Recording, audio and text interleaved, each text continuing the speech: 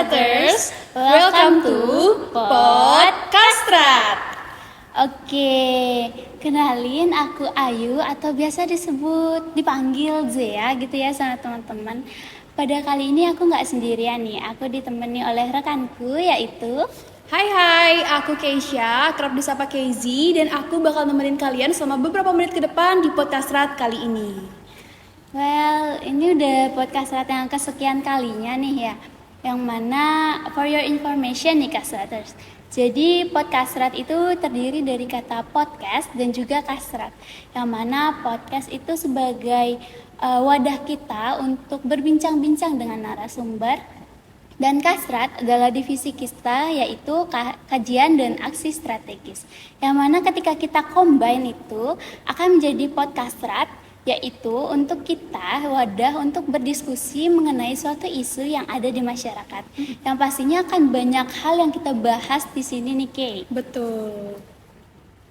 Ya, bener banget Kastraters, apalagi di tengah kesibukan kita nih sebagai mahasiswa, tentunya penting banget untuk kita tetap aware sama lingkungan sekitar kita dan apa aja sih yang terjadi seperti itu. Karena pastinya nanti kita pun sebagai mahasiswa akan kembali ke masyarakat, gitu ya. Benar banget. Oh ya, hari ini tuh bukan hari biasa ya. Hari ini tuh kita membahas sesuatu yang sering terabaikan. Sesuatu yang tidak menjerit, tidak berdarah, namun bisa membuat kita kehilangan arah. Sesuatu yang mungkin di permukaan tidak terlalu tampak, tetapi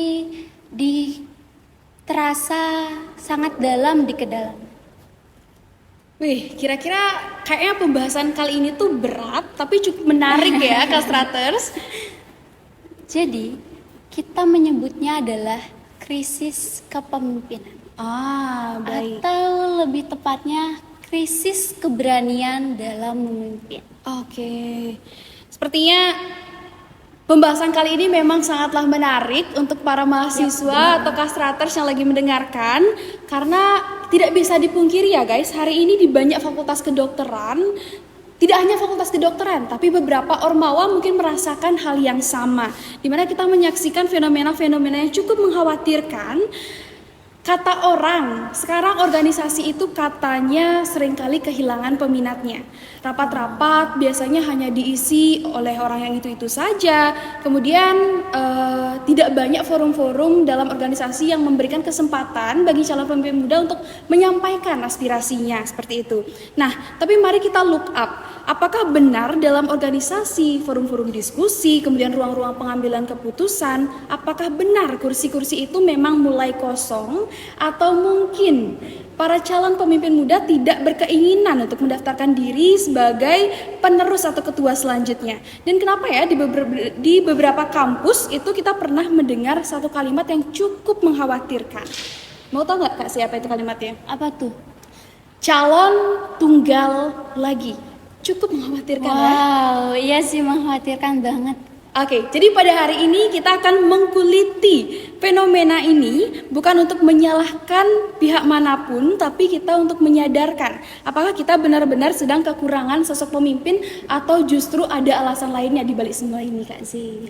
Atau nih sebenarnya sosok pemimpin itu ada, tapi tidak berani tampil ke permukaan. Mungkin ya.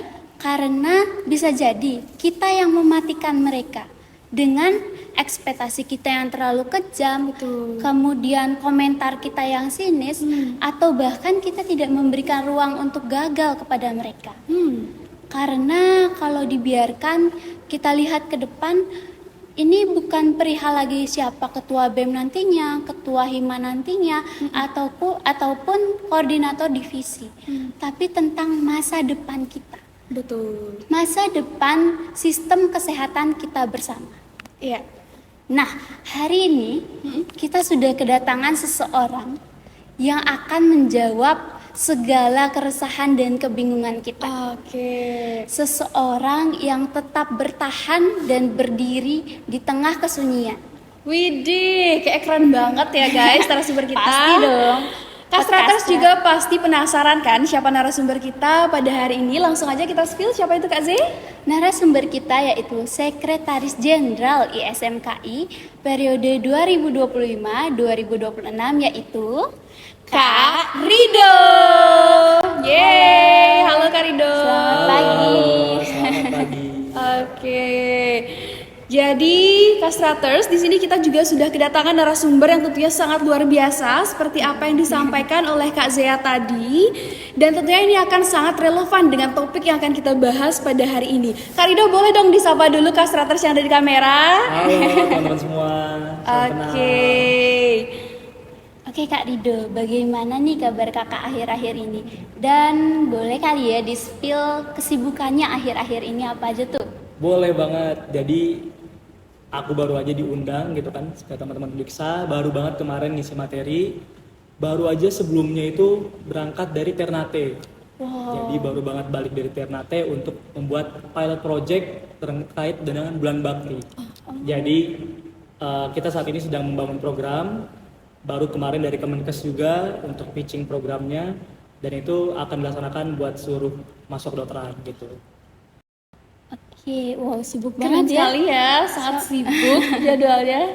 Ya, dan kita penasaran nih, pasti Kastraters juga penasaran. Apa sih alasan kakak dan gimana sih perjuangan kakak menjadi Sekretaris Jenderal ISMKI gitu? Bahkan setara presiden bahkan ya? Betul, presiden Wow. dari BEM FK yang ada di seluruh Indonesia. Wow, gimana tuh kak? Oke, makasih banyak atas pertanyaannya ya. Oke, sebelumnya mungkin kenalin dulu, nama aku Rido tadi.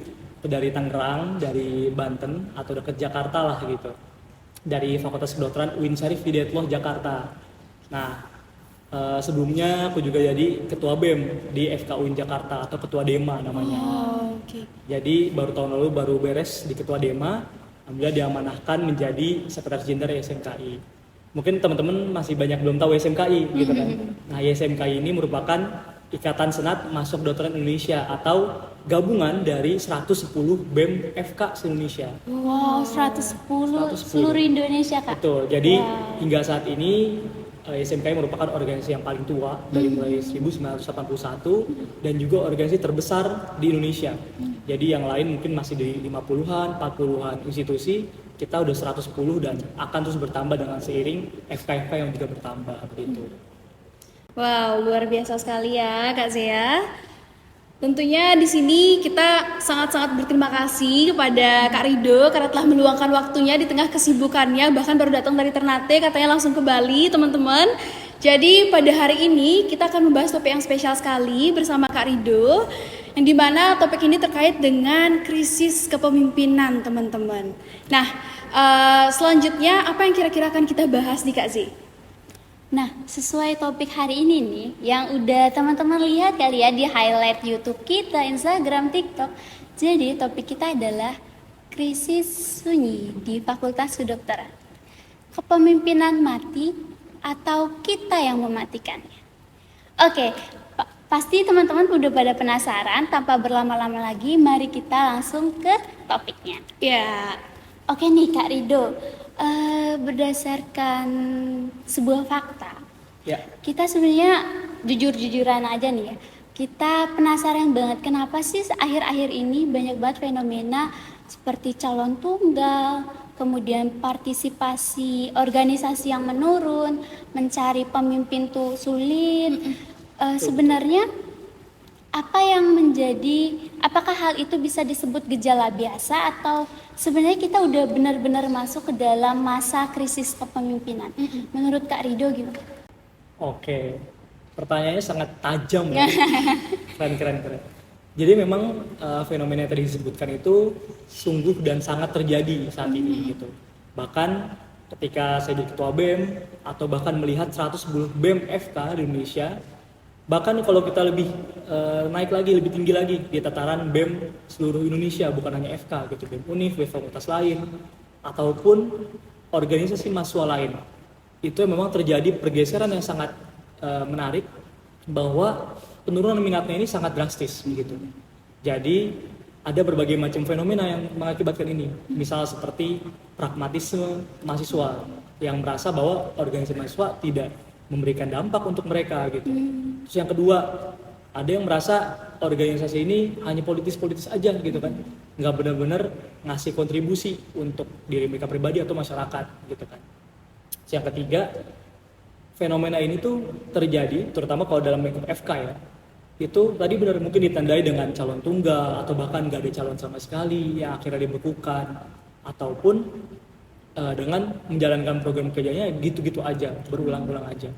Dan saya melihat dengan mata saya sendiri bahwa krisis kepemimpinan yang kita alami itu terjadi hampir di seluruh sektor, terutama di BEM-BEM FK di seluruh Indonesia, begitu.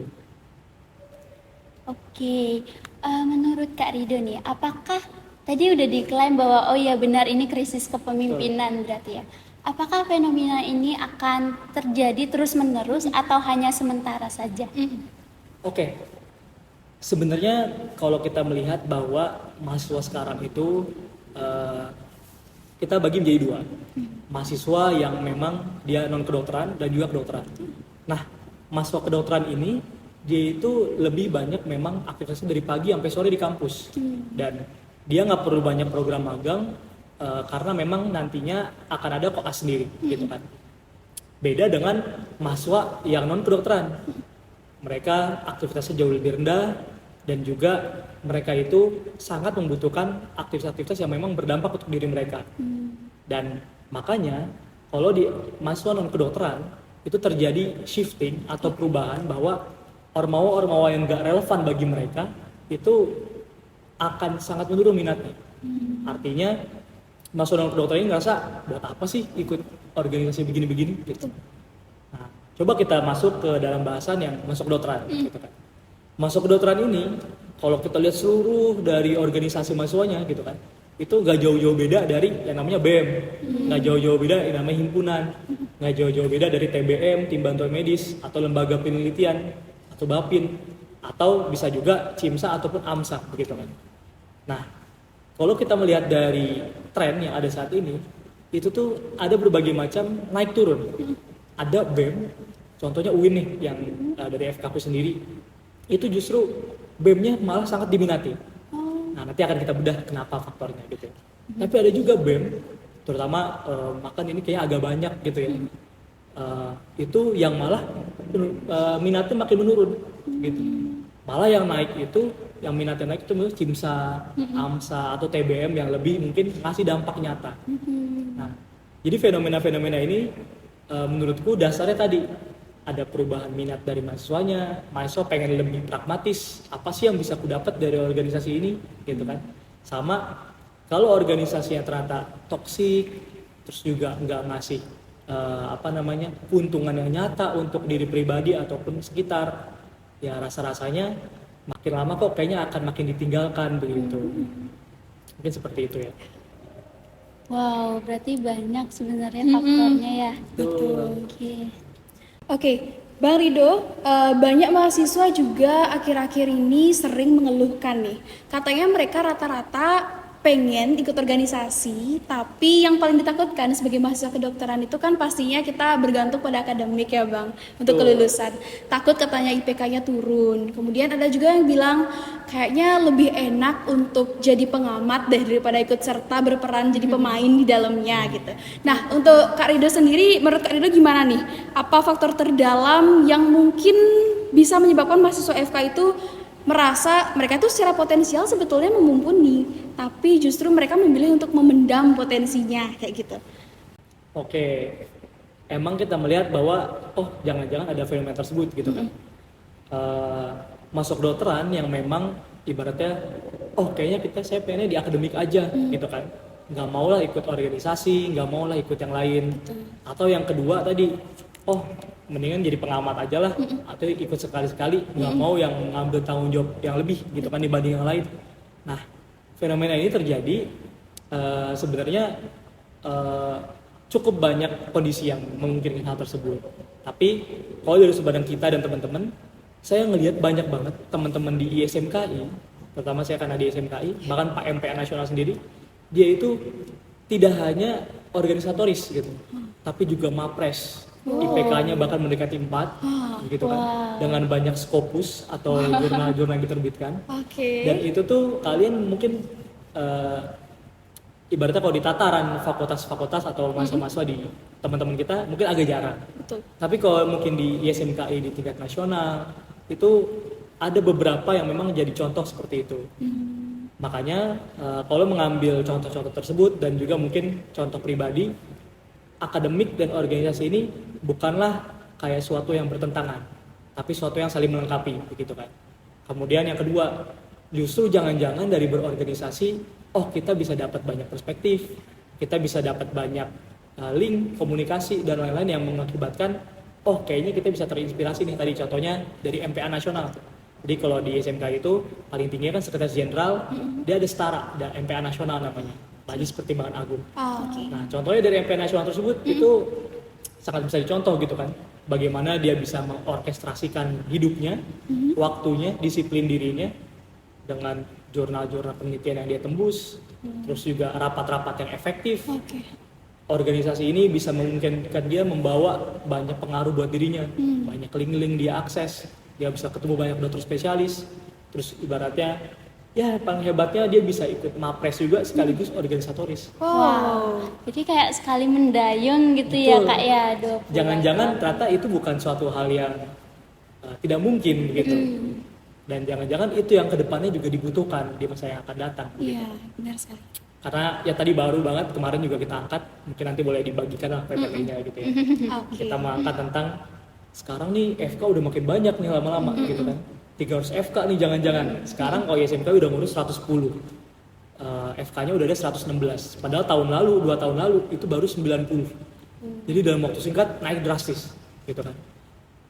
Jangan-jangan nanti masuk kedokteran makin banyak loh. IPK yang tinggi, jangan-jangan nanti akan banyak saingannya juga. Nah, apa yang bisa membuat kita, diri kita masing-masing nih mungkin bisa dipertanyakan gitu kan sebagai masuk kedokteran, yang jauh lebih hebat atau bisa outstanding dibanding kawan-kawan sejawat kita. Jangan-jangan kita nggak ada skill apa-apa selain IPK kita gitu kan. Betul juga. Wah, itu bahaya gitu. Iya, bahaya. Jangan-jangan kita telat sadar akan hal itu dan akibatnya ya kita telat deh. Harusnya dari awal kita coba lebih optimal nggak sih gitu kan. Mungkin itu sih yang kayak bisa jadi jawaban atas teman-teman yang mempertanyakan tentang akademik atau mungkin tentang kayaknya jadi pengamat aja lah. Nanti kalau pengamat doang di masa yang akan datang orang-orang yang aktif ini jangan-jangan juga akan jadi pemain juga dan orang-orang yang saat ini juga akan mengamati saja gitu. Oke. Mungkin seperti itu jawabannya. Oke, luar biasa sekali. Itu terkait dengan yang lebih spesifik akademis pertanyaannya Kak Zia. Oke, sekarang kita juruskan pertanyaannya ke terkait dengan partisipasi mahasiswa dalam satu organisasi nih, Kak Rido. Jadi tadi kan Kisha juga sempat menyinggung bahwasanya ada beberapa mahasiswa yang memilih untuk pasif dalam menyampaikan partisipasinya di lingkungan organisasinya. Nah, menurut Kak Rido sendiri, apakah ada faktor-faktor eksternal seperti kita terlalu idealis dalam menilai seorang pemimpin atau bagaimana? Oke, jadi memang kondisi di BEM beda-beda gitu. Tapi saya melihat memang bahwa ada beberapa kondisi yang membuat orangnya juga lama-lama kok males ya organisasi gitu.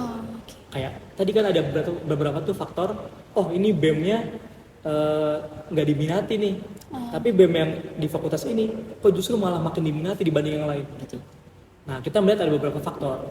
Contoh tadi healthy atau kita nyebutnya Organizational Health Index, OHI. Jadi seberapa sehat, seberapa toksik lingkungan dari organisasi tersebut terhadap pertumbuhan pribadi orangnya, itu bisa diukur, ada instrumennya. Dan kalau misalnya dia toksik, ya orang juga males dong ikut organisasi itu. Iya, benar gitu. banget. Betul banget. Terus yang kedua misalnya, organisasinya ngasih dampak nggak buat personal development? Nah, itu. Karena biasanya kita di upgrading materi, tapi kayak emang butuh ya gue materi ini gitu kan. Jangan-jangan ini waktu itu aku terapkan di FKUIN waktu jadi ketua BEM. Itu kita misalnya nih ada bidang-bidang pengmas, kita mengupgrade diri mereka dengan experience yang enggak di ruangan kelas doang gitu. Tapi misalnya kita volunteer, jalan-jalan ke suku Baduy misalnya, atau kita datang ke Dinkes, audiensi, atau datang ke banyak NGO yang emang pengalamannya nggak bisa kita dapatkan di kelas-kelas gitu kan. Kita ganti yang jauh lebih manusiawi dan lebih elegan, dan juga tapi apa nih dampak pengembangan diri yang bisa diakses oleh orang-orang Danus ini. Oh ternyata mereka bisa pengen tahu lebih dalam tentang karir di manajerial rumah sakit. Oh tentang Mars, bagaimana kita bisa akses pendidikan manajemen administrasi rumah sakit atau manajer rumah sakit, atau kalau di luar negeri MHA, Magister Health Administration gitu kan. Hal-hal kayak gitu tuh bener-bener ternyata di BEM itu sebenarnya bisa kasih, tapi banyak BEM yang gak memilih itu, cuma ngerjain proker-proker, ngulangin proker tahun lalu, atau bahkan faktor ketiga nih, ada intervensi misalnya senior gitu kan, atau dekanat yang progresif, yang dia nggak progresif. Akibatnya ya pengurusan males dong, kita pengen berkembang, pengen inovasi, pengen apa, tapi kok banyak yang ganggu sih gitu. Nah mungkin beberapa faktor tadi yang menyebabkan orang juga males sih berorganisasi gitu. Oke, kalau misalnya kita berpikir lagi nih Kak ke depannya, secara logika jika krisis ini terus terjadi, akankah akan ada dua tipe mahasiswa yang kita miliki? Yang pertama akan fokus dan sibuk terhadap akademiknya, dan yang kedua akan aktif di organisasi, tetapi dia akan lelah sendirinya karena partisipasi yang menurun. Betul. Padahal kita di sistem kesehatan tidak hanya membutuhkan dokter-dokter dengan nilai sempurna, tetapi juga berani bersuara. Nah, menurut Kak Rido nih, apa yang akan terjadi 5-10 tahun ke depan jika krisis ini terus berlanjut? Mantap, keren banget pertanyaannya. Tajam, dan ya kita lihat memang kalau dikotomi ini terus berlanjut pastinya akan menjadi masalah, terutama bagi industri kesehatan kita, dunia kesehatan kita.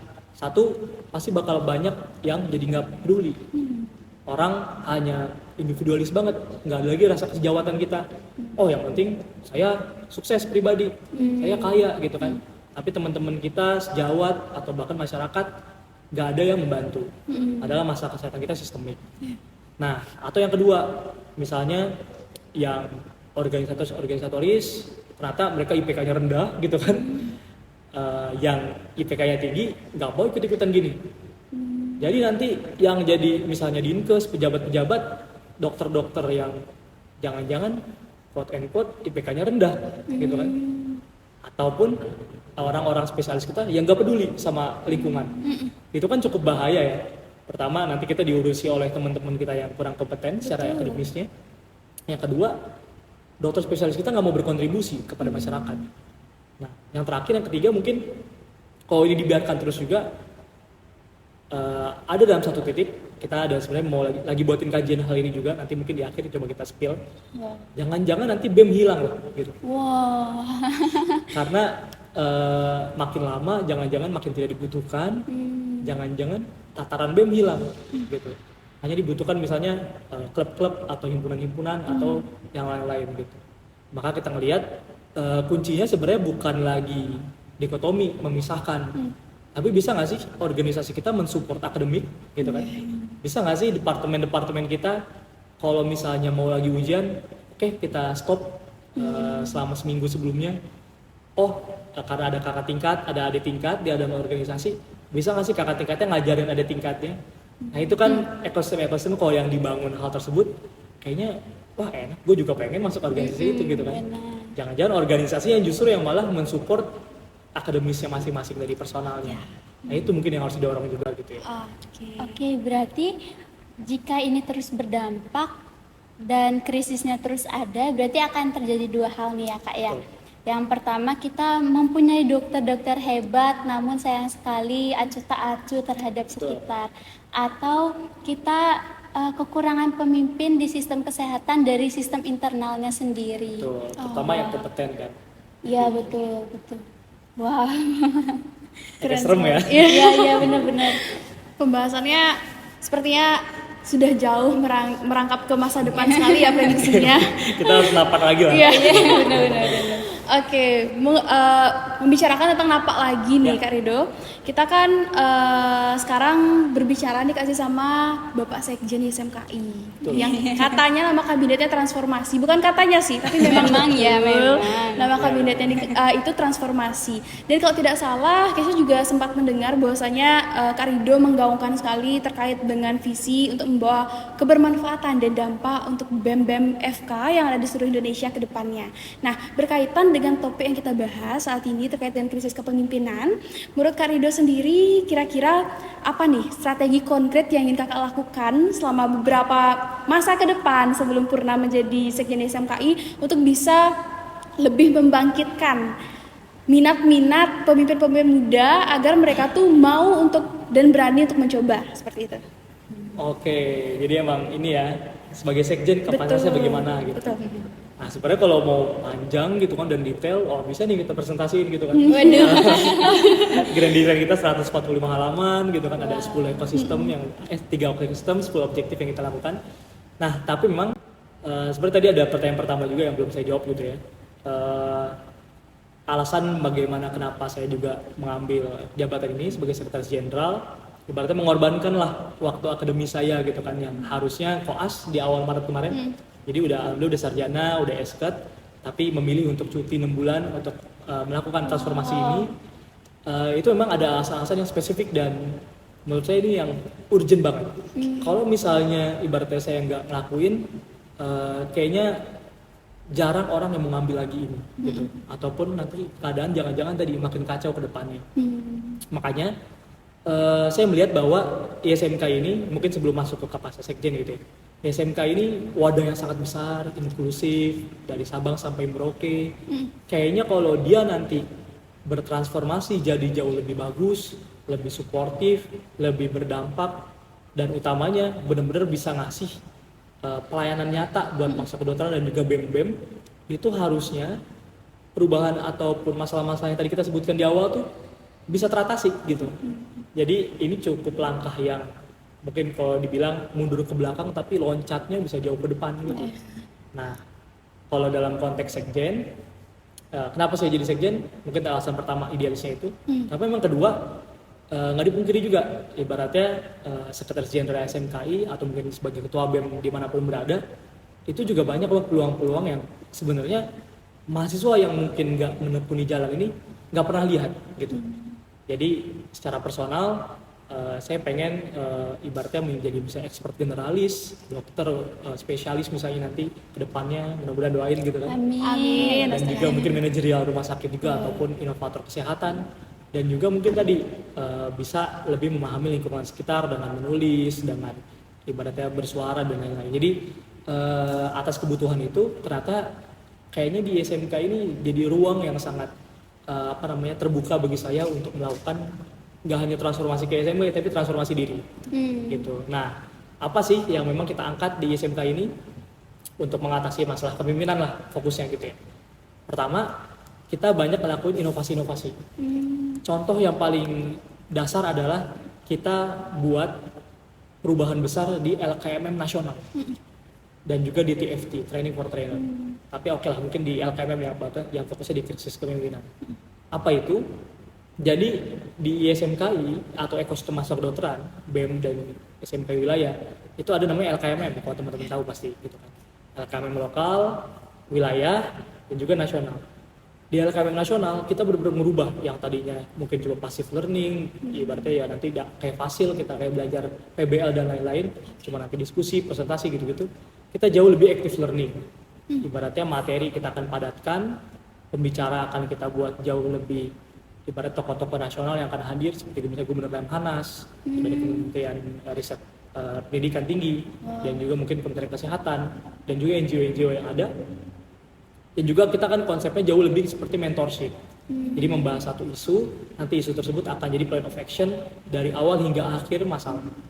Jadi kita mengikuti banyak konsep-konsep training atau leadership yang ada saat ini, dan nantinya bahkan ketika nanti dia dapat award peserta terbaik, peserta terkritis, peserta teraktif, tim terbaik, itu yang tadinya mungkin nggak ada hadiah apapun, cuma sertifikat, itu saat ini kita kayak kasih hadiah scholarship juga, dapat uang tambahan misalnya 2 juta per orang dan lain-lain. Jadi kayak banyak banget skema perubahan yang kita rencanakan untuk jauh lebih inklusif, memberdayakan mahasiswa kedokteran. Itu mungkin dari LKMM. Yang keduanya kita bikin aplikasi ISMKI Academy namanya. Jadi Wah, keren banget. agak-agak gila lah emang. Bayangin organisasi mahasiswa kayak nggak pernah Punya aplikasi. kita dengar yang punya aplikasi. Iya, iya, benar-benar. Jadi kita bahkan udah di funding nih sama bisnis, kita disupport juga sama beberapa stakeholder, kita pitching kemarin ke beberapa dari pihak mereka. Bahkan kita kemarin live IG bareng sama Kementerian Riset dan Teknologi juga. Itu kita membentuk ekosistem, karena kita kan punya olimpiade ya, namanya IMO dan RMO. Nah, kita melihat bahwa selama ini yang juara IMO RMO kok cuma FK itu aja. Kurang dari 15 tuh gonta-gantinya logonya gitu kan. Kok FK lain nggak terdampak, makanya kita coba berdayakan juara-juara IMO, kita berdayakan juara RMO untuk bisa mengajar dalam ekosistem seluruh mahasiswa kedokteran, dari Sabang sampai Merauke, dari Papua, dari utara hingga selatan, semua bisa akses. Gratis, pengennya semua mahasiswa kedokteran bisa download, dan nantinya aplikasi ini tuh akan mungkin berbayar untuk subscription aja. Misalnya pengen materi yang lebih dalam, soal-soal yang lebih banyak, pembahasan lebih banyak, dan juga mungkin selain klinis, tadi kan akademis tuh kita bahas, oh jangan SMKI Akademi, berarti kita kan support akademis banget SMKI. Kita juga support materi-materi yang non klinis. Misal tadi, orang yang senang di public health kita akan ajarin, orang senang di HR, orang senang di public relation, orang senang di manajerial rumah sakit, senang di hukum kesehatan, itu nanti akan kita banyak taruh juga materi-materi di sana, dan itu nanti akan bisa diakses. Juga bisa untuk anak SMA, dan juga untuk orang yang pengen persiapan UKM PPD atau SCT nanti ke depannya. Itu inovasi keduanya gitu. Wow, Keren sekali ya, sangat Kak Zia. memudahkan sekali ya Betul. untuk aplikasinya. Wah, Semoga dilancarkan pasti ya Kak. Doain mudah-mudahan di bulan Juli ini kita akan bisa di-download oleh semua mahasiswa kedokteran. Yeay, Keren Kastraters banget sih. harus Jangan lupa ya. download ya. Nanti kita kasih informasinya Iya. kali ya. Boleh banget. Bisa di-share lah ke semua mahasiswa kedokteran gitu. Boleh. Betul. Mungkin izin nambahin lagi lah ya. Selain mungkin inovasi dua besar tadi, tentu kita nggak asal ngomong ataupun asal naruh nama transformasi. Tentu perubahan-perubahan yang kecil-kecil, yang sustain, yang ibaratnya mungkin kalau kita lakukan terus-menerus itu jauh lebih berdampak. Contoh, kita bangun ekosistem exchange ke luar negeri. Jadi kita kemarin baru aja kerjasama sama salah satu World Federation dokternya China, terutama di Chinese Traditional Medicine, CTM dia tulisannya. Itu kita akan ada exchange 2 minggu di sana. Terus volume trip, nanti dia akan di Bali juga tuh. Kita kerjasama sama satu padu Indonesia untuk ada volume trip. Kita juga lagi bangun program magang, namanya MAGMA ISMKI, magang bersama ISMKI. Wah. Jadi nanti kita kemarin baru aja ditawarin sama Direktur Umum BPJS untuk magang-magang di ekosistem BPJS. Atau kita juga kemarin ketemu sama Persib, Satu Rumah Sakit Seluruh Indonesia, untuk magang-magang sama Direktur Utama Rumah Sakit. Jadi kedepannya hal yang tadi kita omongin, masalah-masalah yang ada, krisis kesehatan yang ada, mudah-mudahan dengan pengorbanan 6 bulan inilah sebagai sekjen gitu kan, walaupun nanti pas masuk koas masih jadi sekjen apa Februari nanti kan setahun, mudah-mudahan bisa terselesaikan. Seenggaknya udah ngeletakin pondasi dasar, ada magangnya lah, ada seru-seruannya gitu kan, dan inovasi-inovasi lain. Ya daripada itu mudah-mudahan ISMKI bisa support nih BEM-BEM supaya bisa bertransformasi juga BEM-BEM-nya gitu kan. Terakhir kita bentuk tuh namanya ISMKI Menu. Jadi kita lagi bikin buku riset tadi, buku bikin riset. Gimana caranya semua masalah yang tadi disebutkan tentang krisis organisasi, krisis kepemimpinan itu tertanggulangi oleh support-support yang diberikan oleh ISMKI. Termasuk kita bakal kasih sponsor-sponsor misalnya, tools-tools manajerial, spreadsheet dan lain-lain, SOP, dan segala macam supporting lain untuk BEM-BEM. Mohon ditunggu, mudah-mudahan Rakornas ini pada bulan Agustus bisa kita bagikan ke seluruh delegasi yang ada. Wah, keren banget. Jadi nggak ada lagi alasan yang kayak emang apa yang bisa aku dapetin di organisasi. Betul. Keren banget sih, Betul. pengorbanan yang sangat nice Ini banget. ya sebetulnya agak mungkin menjadi bumerang ya, karena berani berkorban tapi dapat dilihat hasilnya ke depannya, ada yang ditinggalkan. Betul. Gitu kayak Tapi istilah yang tadi Kak Rido bilang, mundur sekali tapi loncat ke depan. Betul. Wah, keren-keren. Karena emang jarang kan orang mungkin tahu apa sih benefit jadi sekjen SMKI gitu kan. Iya, betul. Sementara saya ini juga ngerekapin tuh kemarin baru banget tuh ngobrol sama Atfa dan lain-lain malam-malam kita ngerekap apa aja sih yang saya lakukan selama sekjen SM ini baru 3 bulan sama mungkin 4 bulan jadi sekjenter. Wah cukup banyak banget ketemu stakeholder, pihak-pihak, terus ibaratnya mungkin privilege yang selama ini hanya diakses oleh sekjen gitu kan. Makanya jangan sampai hanya sekjen yang ngerasain gitu kan personal, tapi bisalah dibagikan ke seluruh mahasiswa kedokteran dan untuk program-program tadi yang berdampak begitu. Ya seperti itu ya. Keren sekali. Wow. Tidak salah ya kita memilih narasumber. Iya. Sangat tuh. Masih amazed banget. Betul. Oke, mungkin kita bisa lanjut ke pertanyaan selanjutnya, Kak Zia. Terkait dengan tips and trick nih, Kak Zia. Oke nih, Kak Rido. Nah, Kak Rido sendiri pasti tidak hanya berbicara soal perubahan nih, Ya. karena sudah berpengalaman dan terjun langsung dalam perubahan itu sendiri. Betul. Bahkan nama kabinetnya pun transformasi. Ya. Oke, menjadi sekjen ISMKI pasti bukan keputusan yang mudah ya Kak ya, apalagi Betul. Kakak perlu mundur dulu untuk melompat. Nah, di saat banyaknya mahasiswa yang lebih fokus untuk akademik tetapi Kakak milih fokus untuk berorganisasi, apakah Kakak memiliki pesan, tips and trick kepada Kastraters nih yang sebenarnya pengen ikut memimpin tapi sedang berada di persimpangan takut, ragu, dan bimbang? Oke. Oke, gimana Kak? Tips and trick lah berarti ya. Iya, betul. Oke, sebenarnya mungkin tips and trick ini akan sangat subjektif, pandangan pribadi gitu kan. Jadi teman-teman boleh bebas ambil atau tidak, terserah teman-teman gitu. Nah, saya itu setelah mungkin menjalani lah dunia kemahasiswaan 4 tahun ini dan juga mungkin ini sebagai tahun terakhir lah main-main di dunia mahasiswa gitu kan. Sebelum nantinya fokus banget ke karir dan lain-lain. Ngerasa bahwa memang organisasi mahasiswa ini banyak banget yang bisa dapetin kalau dapat hacknya. Jadi kayak hack tips yang kayaknya ini jarang dikasih sama orang-orang. Dan kebetulan selama mungkin 4 tahun ini saya dapat bimbingan-bimbingan dari senior-senior yang sangat saya hormati begitu. Jadi kayak ada mentor lah dari maba sampai sekarang setiap tahunnya begitu. Jadi saya juga kemarin ngasih paham ke teman-teman Uniksa. Misal di tahun pertama mungkin ini tips untuk yang per tahun gitu ya. Tahun pertama banyakin eksplorasi sebesar-besarnya gitu. Jadi carilah mana bidang-bidang yang emang bisa ngena nih ke diri kalian masing-masing. Apakah lebih seneng ketemu pejabat-pejabat gitu kan, atau ketemu masyarakat-masyarakat menyentuh hati dan lain-lain gitu. Atau misalnya lebih seneng untuk memberdayakan olahraga dan lain-lain, atau lebih seneng kepada leadership, kepemimpinan dan sebagainya. Atau lebih seneng nulis, atau lebih seneng yang seneng-seneng ini nih harus dicobain semua satu-satu gitu kan. Dan mungkin hanya BEM yang bisa memfasilitasi itu. Jadi fokus eksplorasi banyaknya dalam program-program BEM ataupun program mungkin SMKI gitu. Waktu itu saya juga tahun pertama langsung ke Rakornas di Medan, ikut TFT begitu kan, Training for Trainers sampai nasional.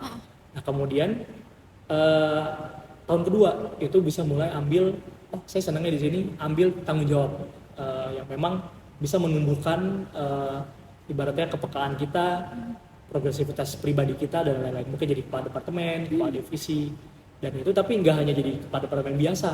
Kalau bisa buat inovasi-inovasi, buat inisiasi-inisiasi yang memang jadi titik-titik pertumbuhan kita. Misalnya bingung mau ngapain, coba ngobrol-ngobrol dengan senior-senior, ngobrol-ngobrol dengan teman-teman, apa sih yang diharapkan, apa sih yang seharusnya bisa kita lakukan juga, apa sih yang bisa kita eksplorasi di masa kepala divisi ini. Nah di tahun ketiga, ini yang sebenarnya saya juga banyak sarankan ke teman-teman UIN gitu kan, makanya banyak yang ikut di nasional juga, itu bisa jadi ketua BEM atau juga bisa aktif di organisasi nasional ataupun wilayah, mengambil langkah-langkah yang jauh lebih banyak lagi, ambil banyak teman-teman yang dieksplorasi lagi, dan nantinya mungkin tadi pada satu titik ketemu tuh orang-orang kayak MPA nasional kita gitu kan, yang dia aktif banget akademik, organisasi, penelitian juga, dan dia punya visi hidup ke depan. Jadi justru malah ini mungkin tips kedua gitu ya, setelah 3 tahun itu, tips kedua malah justru orang-orang hebat-hebat itu ketemunya bukan lagi di program kerja, tapi justru di nongkrong-nongkrong, di obrolan-obrolan warung kopi, yang emang ternyata kita saling berbagi impian, saling berbagi langkah-langkah yang kita hadapi gitu kan. Itu mungkin jadi tips kedua, cari tuh orang-orang yang mungkin jadi bisa jadi role model. Setelah itu, oh kita gali nih, apa sih kok bisa begitu mereka, oh kok mereka keren banget dan sebagainya. Saya punya senior-senior yang saya sangat hormati, dan ibaratnya mungkin ini juga jadi ajang bayar lah ke mereka yang udah sangat membimbing saya juga gitu. Nah yang ketiga, mungkin tips buat teman-teman juga gitu kan, jangan mentok di standar-standar yang emang ditentuin oleh BEM ataupun lingkungan kita. Jadi kemarin itu waktu saya jadi ketua BEM juga, kita studi banding ke Udayana offline, kita studi banding ke UI, dan kita ngelihat bahwa oh mereka punya impian yang masing-masing ya orang-orangnya. Oh ternyata di Udayana, di UI, BEM-nya malah diminati ya gitu kan. Ternyata mereka fun, mereka asik, dan mereka justru dibanding organisasi lain sangat diminati gitu. Kenapa alasannya? Oh ternyata mereka banyak program inovasi-inovasi yang emang nyentuh langsung ke personal development kita masing-masing gitu kan. Maka tips lainnya adalah kalau kalian bisa melewati batas-batas dari organisasi ini, bisa melewati batas-batas dari kemampuan yang ada, dan ibaratnya tujuannya itu untuk empower others gitu kan. Ibaratnya buat memberdayakan teman-teman kita, memberdayakan masyarakat, memberdayakan adik-adik kita. Pasti ada jalannya, ya ini keyakinan lah gitu kan. Pasti ada jalannya, kita akan terbantukan juga di masa yang akan datang gitu. Ada aja langkah-langkah ataupun peluang-peluang yang mungkin nggak pernah kita bayangkan. Contoh waktu itu, jadi tahun 2023 gue juga ke Bali, jadi kayak sampai setiap tahun nih ke Bali terus gitu kan. Itu ikut hackathon. Kalau mungkin teman-teman pernah nonton film startup Korea gitu kan. Itu ada namanya hackathon, namanya Hacking Medicine. Dia ngadain Bio Farma X MIT, Massachusetts Institute Teknologi gitu kan. Itu ibaratnya semua masuk kedokteran tuh dikit, yang banyaknya orang profesional. Dan ketika itu, oh ternyata kita sangat kurang ya ilmunya, sangat rendah dan lain-lain dibanding orang yang udah umur 20-an tahun, 30-an tahun udah berkarir gitu. Ternyata yang kita anggap saat ini batasan kita, oh kayaknya gue kalau misalnya jadi ketua BEM jadi ini kayaknya jago deh, udah bisa deh jadi direktur usia muda dan lain-lain gitu kan. Ekspektasinya begitu, tapi ternyata banyak loh skill-skill lain yang bisa dieksplor. Makanya tips lain kayak sekarang nih yang saya ambil gitu kan, ini mungkin agak-agak nyeleneh lah. Dulu waktu tahun 2020 juga saya gap year gitu kan aslinya, terus masuk, dan sekarang gap year lagi 6 bulan gitu kan. Itu banyak ngambil courses, consultant management, data analis, IELTS, preparation, terus banyak ada konten lah, apa nulis, semua kita pelajari, bahkan sampai financial, personal finance juga, dan lain-lain kita pelajarin. Ternyata itu jangan-jangan lebih ke ilmu kehidupan yang berasa banget gitu kan. Sebelum nantinya mungkin kita akan sibuk di dokter lah, internship, terus nanti mungkin persiapan spesial dan lain-lain. Jadi semua punya langkah masing-masing, tapi mungkin dari cerita-cerita tadi teman-teman bisa ngambil banyak banget pelajaran, dan ya harusnya sih bisa nentulah langkah teman-teman yang mau ambil ke depannya apa gitu. Wah, keren banget. Jangan ditanya lagi, nih sangat-sangat insightful. Tidak boleh di skip ya, Iya. Kastraters. Kayak setiap detiknya kayaknya ada hal yang harus Iya. dipetik gitu ya. Siap. Oke, tidak terasa sepertinya karena kita terlalu asyik dalam mengobrol pada hari ini nih Kak. Takutnya juga beliau telat dalam agendanya karena beliau sangat terstruktur ya orangnya. Kita sudah sampai di penghujung acara Kastraters. Namun sebelum itu, sebelum kita mengakhiri nih podcast kita pada hari ini, kita petik sedikit pesan atau kesimpulan dari podcast yang sudah kita lakukan. Oke, ternyata kepemimpinan dalam konteks organisasi mahasiswa itu bukan dimatikan, tapi justru itu bisa kita matikan sendiri. Betul seperti itu Kak ya. Dengan kata lain bahasanya adalah ini sebetulnya adalah pilihan kita sendiri. Apabila kita memang ingin untuk bergerak, maka kita bisa menghidupkan nilai-nilai kepemimpinan yang ada dalam diri kita sendiri. Nah, bagaimana caranya? Ketika kita ingin menetap di zona nyaman, ayolah kita mulai bergerak gitu ya Kak ya. Betul. Ketika kita memilih untuk tetap diam di tengah ruang inspirasi, ayo kita mulai belajar untuk bersuara, kemudian ayo kita mulai untuk pelan-pelan belajar memimpin dari diri kita sendiri. Seperti itu. Maka mungkin intinya sih BEM, Ormawa, himpunan, TBM, AMSA, CIMSA dan lain-lain itu cuma wadah. Betul. Gitu. Yang ibaratnya wadahnya adalah pengisinya kita-kita Ya. gitu kan. Jadi mau itu nanti mati, mau itu nanti krisis, tergantung kita semua. Kalau kita pengen ubah itu menjadi suatu yang bisa mengangkat kita jauh lebih tinggi, masih berdampak buat kita pribadi, buat masyarakat, buat orang-orang sekitar, itu bisa juga dilakukan hal seperti itu. Gitu. Intinya seperti itu. Gitu. Oke. Dari Kak Zea mungkin ada tambahan? Dari aku, memang krisis ini krisis yang sunyi ya. Betul, betul. Tapi justru karena sunyi itulah yang sangat berbahaya. Tapi ada satu-satunya cara untuk melawan krisis ini, yaitu dengan bersuara. Oke, terima kasih banyak nih Kak Rido sudah meluangkan waktunya untuk menjadi narasumber dan menginspirasi Kastraters yang sedang ada di persimpangan mau memimpin tapi bingung. Wow, keren banget betul sih. sekali. Makasih banyak juga makanya udah undang ya. Kayaknya podcast pertama deh. Iya, semenjak jadi sekjen gitu. Keren-keren banget sih. Dapat titel podcast pertama. Keren Podcast banget ya pertama BEM sekjen. Undiksa. Oke, semoga sharing inspiratif yang kita lakukan pada hari ini bermanfaat bagi Kastraters dan dapat membuka jalan kalian untuk mulai berani memimpin diri sendiri. Mungkin ini merupakan salah satu sinyal Kak ya, untuk kalian agar bisa mulai belajar untuk beralih dari zona nyaman kalian. So, kalian barangkali kalian adalah pemimpin yang sedang ditunggu-tunggu oleh diri kalian sendiri ataupun lingkungan kalian.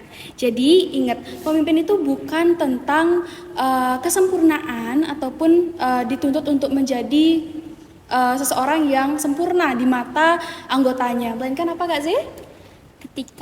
Ketika kita memiliki keberanian untuk memulai. Oke, dari Kak Rido ada lagi yang mau disampaikan kah ini? Oke, mungkin buat warga Undiksa ataupun siapapun yang nanti Kastraters. nonton ini, Kastraters gitu ya.